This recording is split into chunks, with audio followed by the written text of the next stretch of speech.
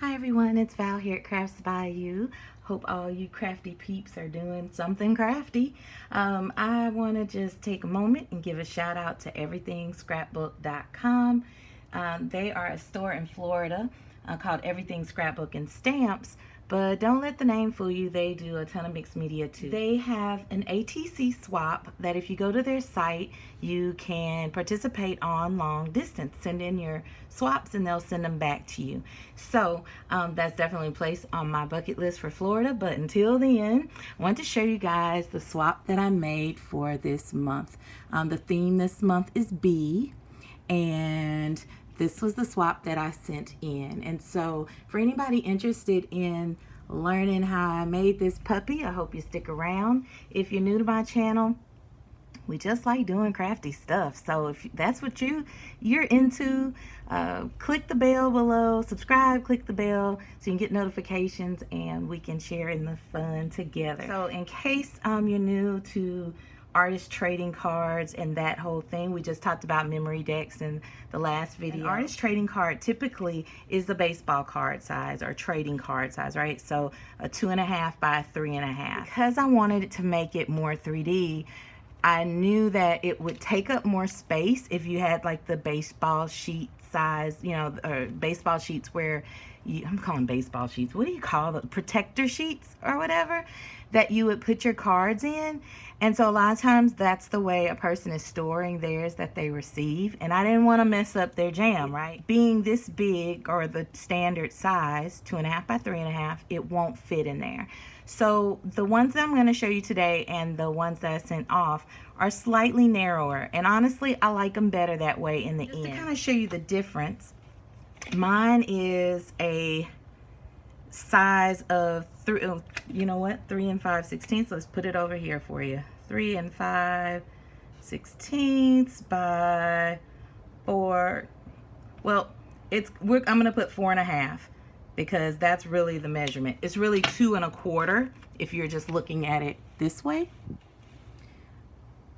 And you can kind of see the difference where I narrowed it up. And this is not with a die. This is freehand, y'all. So it definitely some handmade love here. But this is what we're working with right here. 3 5/16 by 4.5 because folded it's at 2 1/4. Alrighty. So we're gonna take this and we're just gonna trim it up. Let's get some scissors here. And this one's already trimmed, but snip, snip, snip. We're just going for this beehive look. When I initially started this, we'll just do a little bit of story time. This was my, for real initial one. I sat there with some twine and I didn't wrap it. I had to lay it out. And I thought, oh my God, what I liked about this swap is you only had to do 6. Now, of course, I had to make it complicated and do more, but you only had to do 6. But I thought, if I have to do each piece of this, oh my goodness. And then I knew I kind of wanted to do something extra than just put my information on the back. So that's when it became time to do this. And then I thought this looked a little flat to me, so I wanted to do something raised. So yeah, that's the original concept. Feel free to do it if you got the time. But once we snip those edges, we're gonna go inside. I just use mustard seed distress oxide. I pretty much go between that one and walnut stain, but whatever you've got. I went ahead and laid my stencil down and got that background. And from there, I just started collaging elements. So in this case, I have this bee here, and I'll just kind of show you just with a little glue stick of your choice. Kind of smooth it out. You take whatever imagery you want to use, and it doesn't even need to go all the way there. I mean, you can come back and paint that up or do more with it. We just end up getting this down. And on the other side, after I would just kind of come in here and tear this off on there. Put my scraps over there and trim this up like so. And this paper is just, you know, I pulled out of a 12 by 12 paper pad. I think we all got like plenty of those laying around, right? But certainly you could do it on a heavier cardstock. I just didn't want to add any more bulk to it than I already had, so I left it alone. And from there, you know, you can do more on here. There's definitely going to be more layers, so I wouldn't flip out about it, and I'll show you why. So on this side, oh, maybe I should open this one up so you can kind of have a sample. On this side, I took some coffee and tea dyed paper that I had, and literally I'm just going to kind of do this quick because honestly it's not that serious. Laid it down, laid a layer down, took some vellum that I'd stamped and inked up the edges with and laid that down. All right, following me? See? If I'm doing it, it's definitely not going to be that difficult. I'm just telling you. I didn't even worry about these being completely down. I did probably better job than this one, but just saying. All right, so now I've got this other one that I've already gotten glued down, and you kind of can see there what's happening with it. Alrighty, fun little elements. And from here, I said, okay, well, let me add in some more texture. So I came back with the stencil, and what I did was this. I inked up some spackle. Whipped spackle is what it's called. It's like a texture paste. And I didn't have any in yellow, so I just dyed it with some re-inker. So if you got some re-inkers for some of these, you can just use that with your texture paste. And that's where I went in here and added that with the honeycomb. And I even went on top of the vellum, didn't care, just went over the whole thing. And from here, I thought, okay, well, I like that I've got this, but I wanted something that was gonna really kind of mimic beeswax and that sort of thing, which here you can kind of see that there's some of that there, right? More of a honeycomb feel. So the way I did that was with the baked textures from Seth Apter and Emerald Creek. And let's see if we can make sure you can kind of see that. It's called Vintage Beeswax. These thick embossing powders are embossing powders that have inclusions. You see, I went to town, y'all, like there's very little left. But these, like I said, these thick embossing powders that sometimes have inclusions in them, Emerald Creek has really mastered them. And the ones from Seth Apter are probably my favorite just because there's so many different ones, from rust to patinas, fun stuff. So if you don't know about him, you should definitely check him out. But what I did was took this and came back over on top of it. So what did I do? I used the Wow embossing ink from here. It's really meant to be kind of a refill, so that if you take your embossing pad, you come in here and you roll it over to kind of juice it up again. But if you don't have this, and sometimes when you're even using this, so let's just go on top, even when you're going on here and doing this, it will sometimes skip, which is kind of what I like. But either way, if you have it in a liquid form or if you just have it, you know, in the pad form, either way is fine. So now take something glittery, and I kind of already started here, but I'm still going to come back in. Just take something glittery and add something. I'm not going to go in the places where I already put the embossing powder, but you get the picture, right? Or the embossing ink. Let's go right here and a little bit more there. Just juice it up. Look, juicier the better, right? I want some shimmer kind of scattered in here. Shoot, I don't even care. Flip that sucker. Even if it's got the embossing, it does not matter, y'all, really. It's not that difficult. And I'm going to hit it with the heat tool since I did juice it up a bit. And I think what I'll do is kind of spread this out a little bit more. Who cares if it gets in the embossing ink? It doesn't matter. It's mixed media. An oops can be a ooh-wee. Alright, just remember that. Alright. Oops to an ooh-wee. Alright, so we've got that there. Let's take this, since that might be kind of what a lot of folks already have. We'll just kind of go wherever. A little bit over on this other side as well. Alrighty. This is like probably the oldest embossing pad I have. Does anybody have any of these Martha Stewart ones from a gajillion years ago? Okay, so put my paper here. We're gonna put our embossing powder on top. And you could dump completely over it. You could just do bits. You can knock off half of what you put on here. You can get it all over the place. It's okay. You want texture, and that's what we're gonna get with this. So let's put this in here. And you know what, honestly, the only reason I'm being as loose with it is because I already ordered me some more, because you guys should have saw me. I knew I was going to be low on this stuff, so I was being like, every granule, I was like, no, save it. I can't lose any bit of my precious. Alrighty, so I'm going to put the paper back down just so it's easier to see. We'll grab this heat tool again. Embossing gun, it's not a heat tool, embossing gun.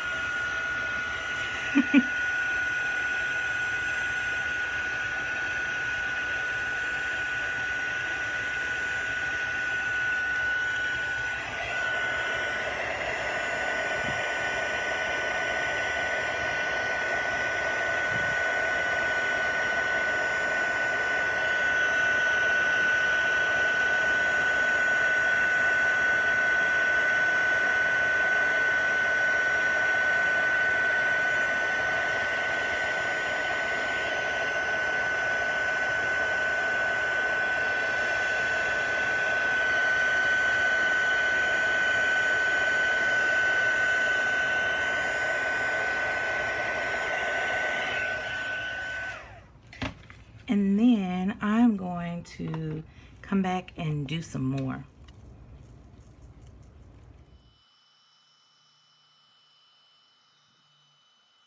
We're gonna come back with this, and at that point, we're gonna take either our whip spackle or maybe the light and fluffy modeling paste, similar textures. But the idea is we're gonna, and I mean, even if you decided to use something thicker, that would be okay too. But we would take some of this and we'd come in and we'd go over the top, and we would just do it in pieces, in places, not the entire thing. All right, so we'll come in here and we're just gonna hit certain spots. We're not gonna try to, you know, it's just like we did with the yellow. We're just going into certain spots, maybe places where you feel like it's a little too dark. It just depends on what you collaged with. I think that's where it's gonna make the difference. But just, you know, get a feel for where you feel it needs to be. And I think for me, I'll put a little something here in this corner. Let's see.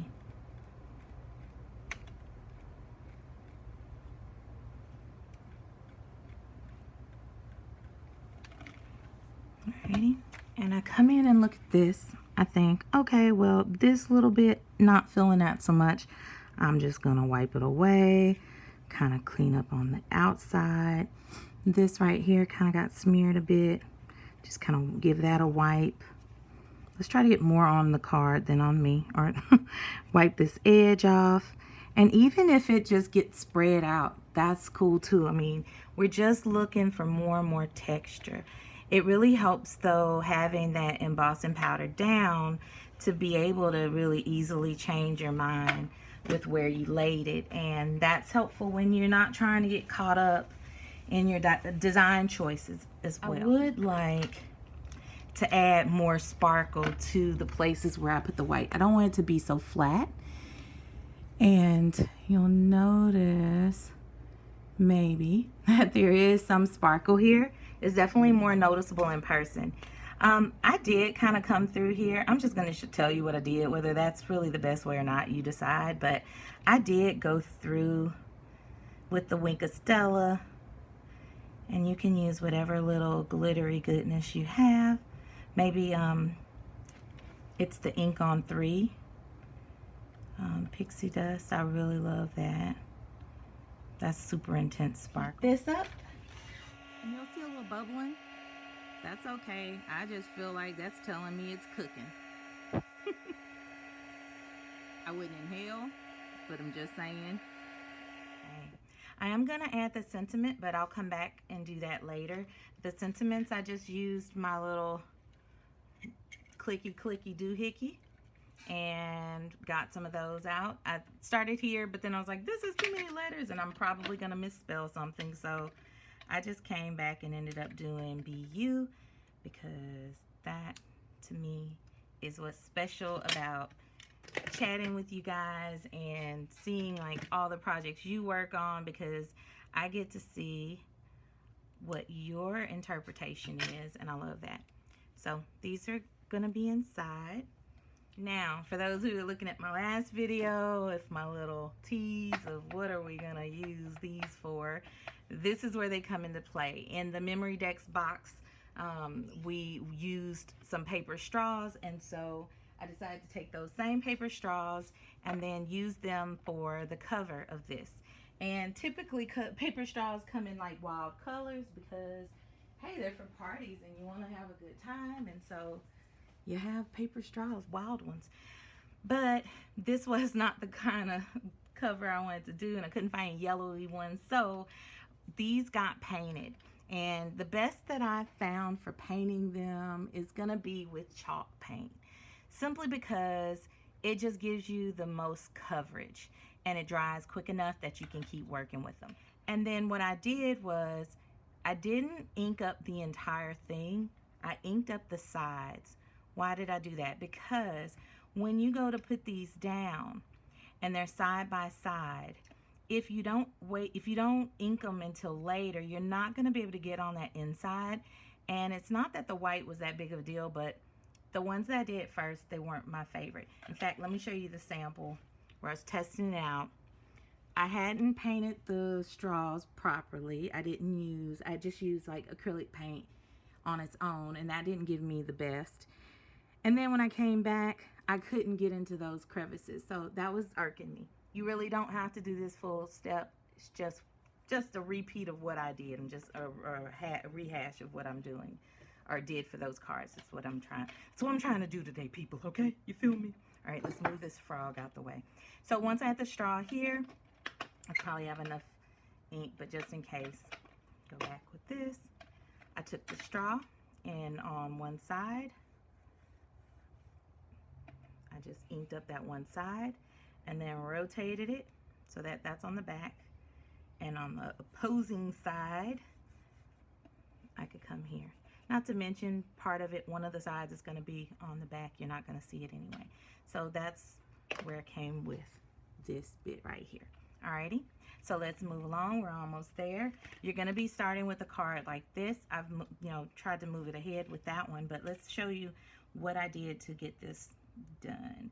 So just went to the bottom, took my pencil and marked it, scooched it over, kind of went up a little level, marked it, scooched it up a little bit, took it, marked it. You're gonna get a number of these, about 3 or 4, I think. And this is where a heavier duty scissor will come into play. Just cut through the straw.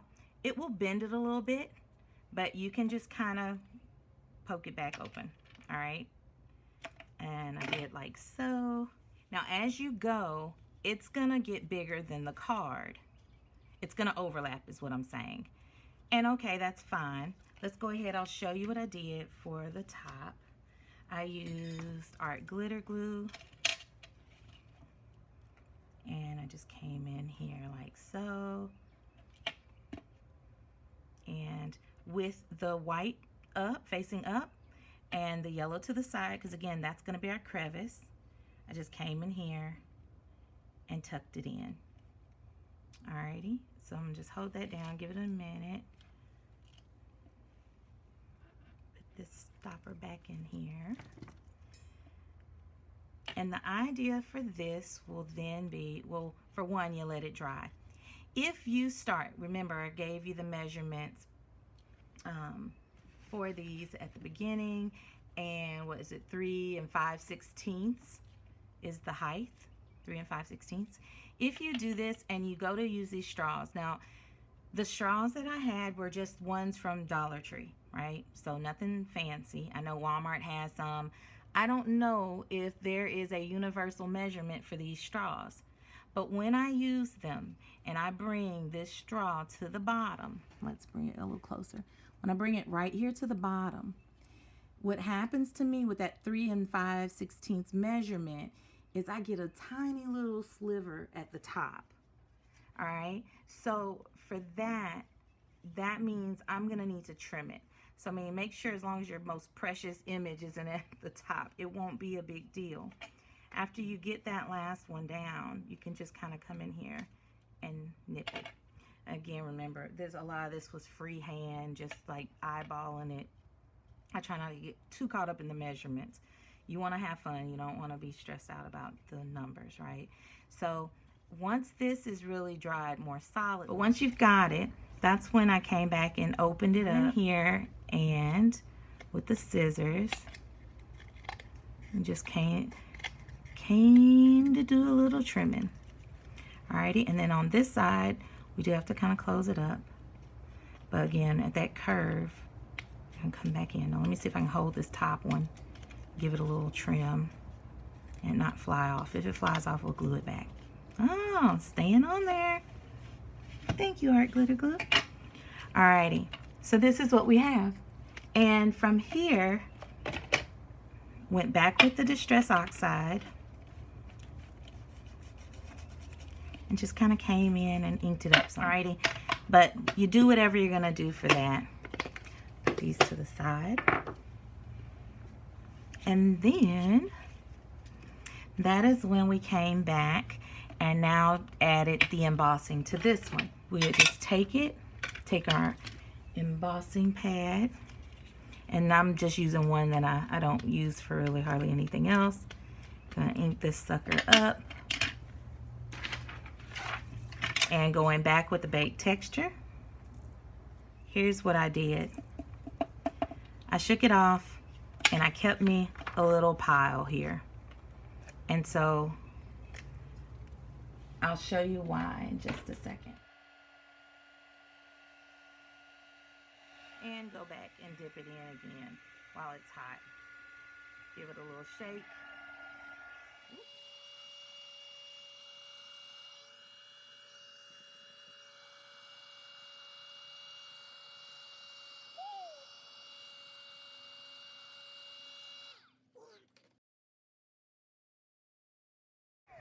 Yeah, it's like honey, baby. So for this piece, we're gonna take the 1.5 inch punch, cut this out, and we're doing it slightly bigger because we want to have space to put our twine. So if you don't have twine on hand, we're just getting some of this. It's not even the best twine because it kind of sheds a good bit, but it's great for texture. And I'm going to take it and just kind of wrap it around my fingers a few times, do like a couple of fingers. 1, 2, 3, 4 for good measure. Cut a little extra length just because it's scary like that. A little extra. And then I'm going to take my Art Glitter Glue and just kind of go around here. Ooh, ooh, ooh.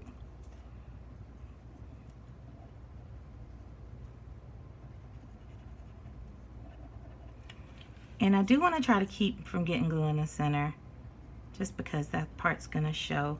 Even though it dried clear, it's a black matte, so you know how that kind of goes. Alright, get in there. Alrighty, so we're going to take some of this.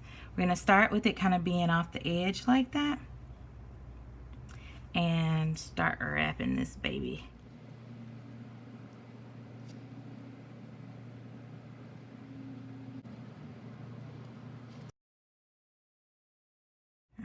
And so about on the 3rd time around, you know, you might even layer it up a little bit more. Once I kind of meet back up to where this one was, I just come in here and just kind of snip it here. That's like my end point. If you're finding that you've got some of your cord doesn't have enough glue, okay, let's try to not glue it to the paper underneath. then that's the nice thing with having the fine tip is you can kind of just come back. And we are going to trim that outside part, so I know it's sitting pretty, poking out there. Again, I'm just trying to be careful because I don't want it to ooze out so much. But I do want to make sure that this is down. Kind of can see what we got going here. It's not perfect, but it sure is pretty. All right, top my glue back up. Okay, cool. Top it back up. There we go. And then this is when we're just going to kind of come. And you won't always have to do this part as far as the you know, the circle trimming in and of itself. If you really take your time with it and push the twine back out to the edges, you won't have anything showing from underneath. But just a little tip, if it shows, it's not the end of the world, right? All right, so that one's gonna essentially dry, but we don't have no drying time here, and I forgot I was gonna need this glue again. So we're gonna just take this, all right, and you're gonna kind of center it. When I put this down, I kind of stick it where the edge is about the second straw. That's just roughly where I was going with that.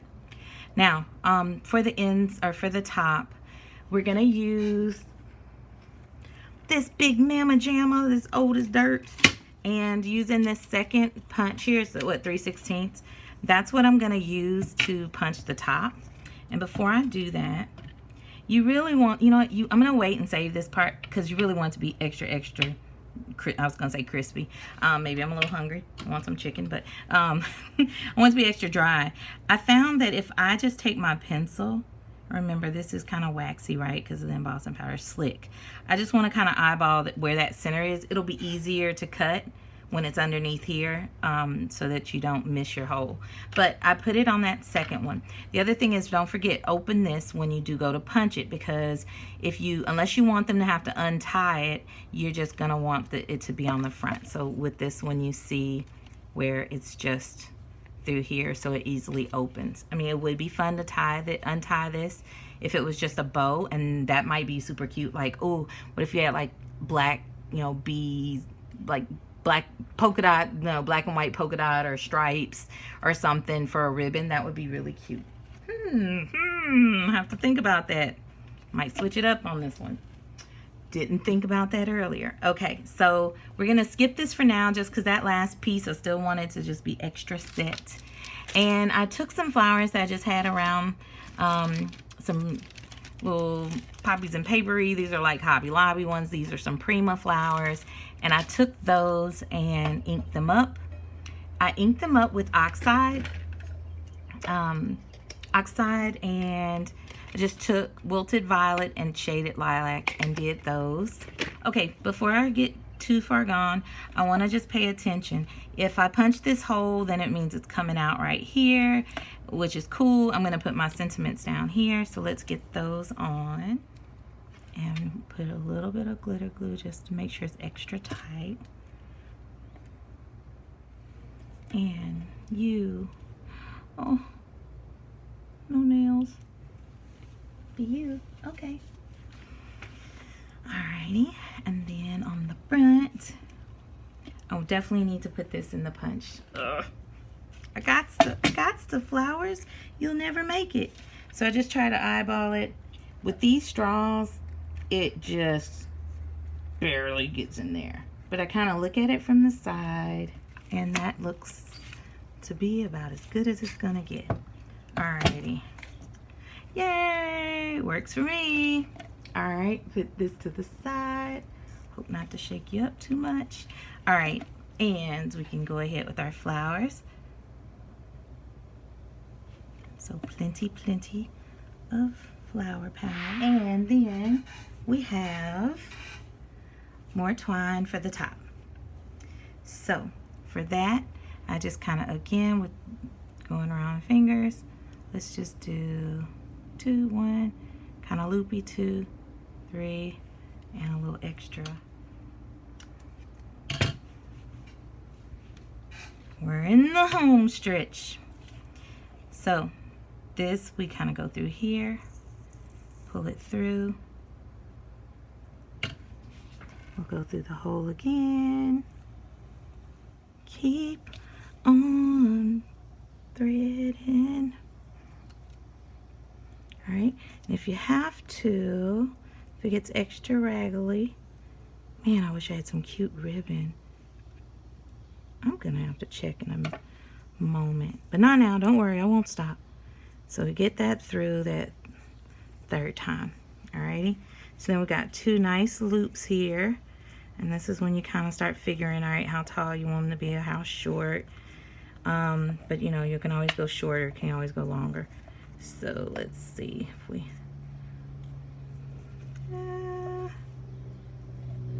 that's about right. All right, so then we're gonna go and just take these, because we got the 2 loops here. This is gonna be our third. We'll trim this on down, and you can pull it around at that point so that part can just hit up against the back if you don't want it in the front. And my friends, bada bing, bada boom, we have our ATC. Yay, we did it. All right, probably like the longest video in history. And just believe that I will have definitely trimmed it down for y'all. But that's the ATC. For you all who got it, I hope you enjoy them. It was definitely some love put into them. And if you're doing these, you'd put your details on the back. But yeah, they were fun to make. I hope that if you guys like them and you make them, please share them with me. Just tag me on Instagram at Crafts by You. I would love to see what you all do or your take on this. I wanted to put a bee charm up here, but they didn't come in enough time, so sorry you guys. But stay tuned. Like I said, if you haven't subscribed to my channel, please do click the bell for notifications. I'd love to share more projects with you guys, and we have fun things coming. So hope you enjoyed, and make sure that you go and, oops, got stuff falling all around. Make sure you go and check out everythingscrapbook.com. Check out the classes coming up, because there's an ATC swap monthly and the artist trading coin swap. So hope you guys enjoyed this, and talk to you soon. Stay crafty.